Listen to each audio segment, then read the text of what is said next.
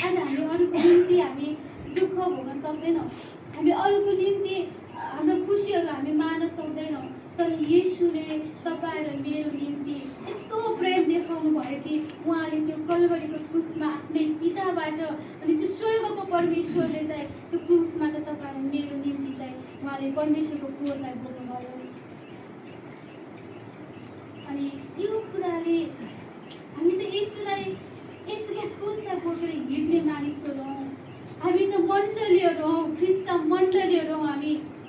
अनि त्यस कारण चाहिँ तपाईँ र ममा पनि यो कुराहरू हुनुपर्छ।